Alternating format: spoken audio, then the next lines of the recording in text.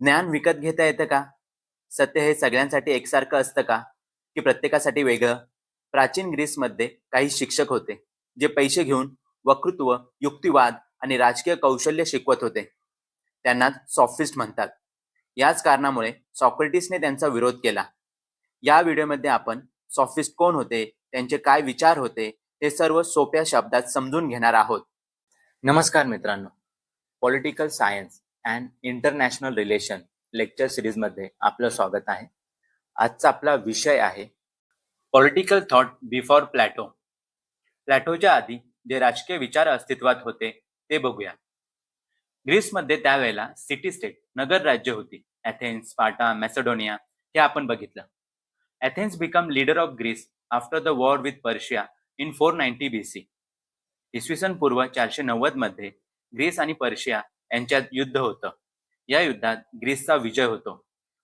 या युद्धानंतर एथेन्स ही एक प्रमुख शक्ती ग्रीसमध्ये उदयाला येते. ग्रीसमध्ये जी छोटी छोटी नगर राज्य होती त्यांचं एथेन्स नेतृत्व करतो. या युद्धानंतर एथेन्सचा सुवर्णकाळ चालू होतो. Athens attracted learn and ambitious man from various places. एथेन्समध्ये विविध ठिकाणाहून विद्वान आणि महत्वाकांक्षी व्यक्ती यायला लागतात. त्यामध्ये सगळ्यात महत्वाचे होते सॉफिस्ट.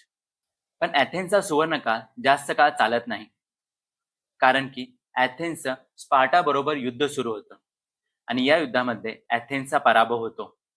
त्यानंतर एथेन्समध्ये रूल ऑफ 30 जणांचं शासन हे स्पार्टाचं कठपुतळी सरकार येतं. काही वेळाने रूल ऑफ 30 हे सरकार उलथवून लावून एथेन्समध्ये डेमोक्रेसी येते, लोकशाही येते. पण ही डेमोक्रेसी प्लुटोक्रेसीमध्ये रूपांतरित होते. प्लुटोक्रेसी म्हणजे गव्हर्नमेंट बाय वेल्थी पीपल, धनिकशाही, श्रीमंतांची राजवट. या परिस्थितीत एथेन्समध्ये काही स्किल्स, कौशल्यांची मागणी वाढते. ते म्हणजे वक्तृत्व कला, भाषण कला, वादविवादातील कौशल्ये, वादकुशलता. These skills are demanded by those who are politically ambitious, particularly by rich people. या कौशल्यांची मागणी कोण करत असेल तर जे राजकीय महत्वाकांक्षी होते, विशेष करून श्रीमंत लोक, हे या कौशल्यांची, स्किलची मागणी करतात. या स्किल शिकण्याचा प्रयत्न करतात आणि या स्किल शिकवण्यासाठी जे पुढे येतात ते म्हणजे सॉफिस्ट. सॉफिस्ट हे स्किल्स, कौशल्य शिकवायला चालू करतात. त्यामुळे तुम्हाला कळलं असेल, सॉफिस्ट हे टीचर बाय प्रोफेशन म्हणजे व्यवसायाने शिक्षक होते. ते त्यांच्या शिकवणीच्या बदल्यात पैसे घ्यायचे. ते काय शिकवायचे तर रेटोरिक, एलोक्वन्स, भाषण कौशल्य, वक्तृत्व कला आणि स्किल्स इन डिस्प्युटेशन, वादकुशलता. सॉफिस्ट यांचा हेतू हा राजकीय होता. They teach people practical method of pursuing policy and aims. Sophist हे हेतू कसा पूर्ण करावा व योजना कशा प्रत्यक्षात आणाव्या याबद्दल व्यावहारिक पद्धती शिकवायचे, व्यावहारिक ज्ञान द्यायचे. त्यांचा जोर हा फिलॉसॉफिक गोष्टींवर म्हणजे तत्वज्ञानिक गोष्टींवर नव्हता. म्हणजे तुमचा हेतू, योजना योग्य आहे का अयोग्य, चुकीची की बरोबर या गोष्टींवर नव्हता. तुमचा हेतू काहीही असो, चुकीचा किंवा बरोबर, तो साध्य कसा करायचा हे सॉफिस्ट शिकवायचे. सॉफिस्ट हे ह्युमॅनिस्ट होते, मानवतावादी होते. त्यांनी मानवाला जगाच्या केंद्रस्थानी मानले. त्यांनी निसर्गातील घटकांना जास्त महत्त्व न देता मानवाला महत्त्व दिले. प्रोटॅगोरस हा सॉफिस्ट होता. तो असं म्हणतो की man is a measure of all things. म्हणजे मानव हा सर्व गोष्टींचा मोजमाप आहे. जगातील गोष्टी कशा आहेत, चांगल्या की वाईट, खऱ्या की खोट्या, हे ठरवण्याचा अंतिम अधिकार माणसाच्या वैयक्तिक दृष्टिकोनावर, अनुभवावर आणि समजेवर अवलंबून आहे. Sophist had sceptical attitude towards the world. म्हणजे त्यांची संशयवादी वृत्ती होती जगाबद्दल. त्यांचं असं म्हणणं होतं की जगात असं कोणतंही अंतिम सत्य नाहीये, वैश्विक सत्य नाहीये.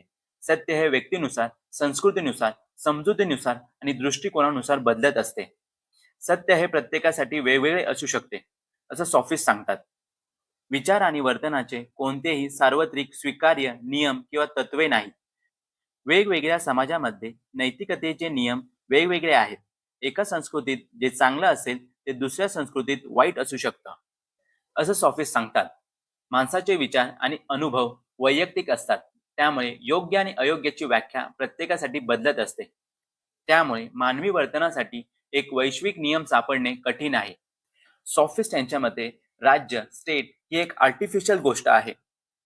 राज्य हे निसर्गाने आपोआप बनवले नसून मानवाने आपल्या गरजा पूर्ण करण्यासाठी स्वतः तयार केलेली एक संस्था आहे. ते समाज आणि मानवी विचारातून निर्माण झाले आहे. मानवाला सुरक्षा, सुव्यवस्था आणि नियमांची गरज होती. या गरजा पूर्ण करण्यासाठी मानवाने एकत्र येऊन राज्य निर्माण केलं आहे, असं सॉफिस्ट सांगतात.